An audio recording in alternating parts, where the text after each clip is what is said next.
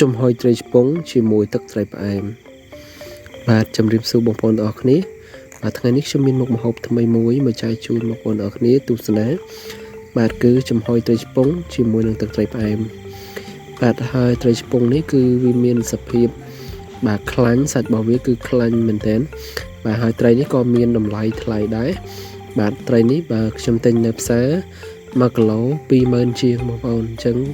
ត្រីមួយក្បាលនេះអស់ចិត្ត 70000 ដោយសារតែវាមានទម្ងន់ជាង 3 គីឡូ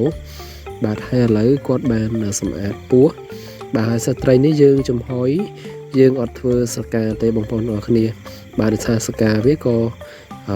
យើងហូបបានដែរអញ្ចឹងណាហើយវាមានសភាពទន់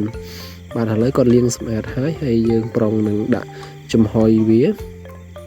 បាទហើយយើងមានបន្លែប្រមាណមុខដែរបងប្អូនដើម្បីយើងបន្ទាប់បាទជាមួយនឹងត្រីចំហុយរបស់យើងណាហើយឥឡូវក៏ធ្វើការកាត់ត្រីជា3កង់ដោយសារតែត្រីនេះបាទវាធំពេកយើងមើលនៅក្នុងវីដេអូចេះវាមើលទៅឃើញ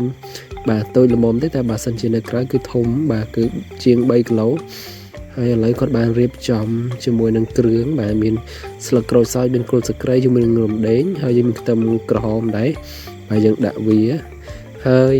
ការចំហុយនេះយើងដោយសារខ្ញុំអត់មានឆ្នាំងចំហុយអញ្ចឹងខ្ញុំប្រើចានដែកបែបនេះបាទដើម្បីដាក់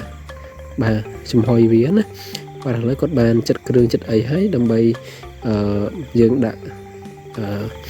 ជាមួយនឹងត្រីរបស់យើងដើម្បីឲ្យវាមានក្លិនឈ្ងុយណាបងប្អូនបាទឥឡូវគាត់បានហាន់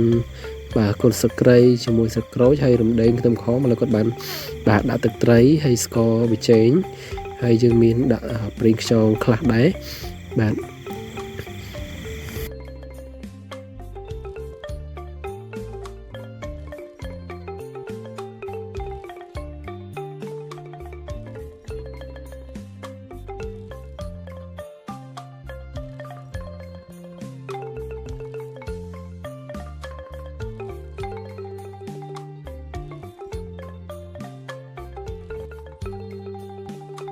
ធ្វើការលាងបន្លែដើម្បីបន្ទាប់ជាមួយនឹងត្រីរបស់យើងបាទហើយបាទត្រីឆ្ពងចំហុយនេះគឺវាត្រូវជាមួយនឹងទឹកត្រីផ្អែម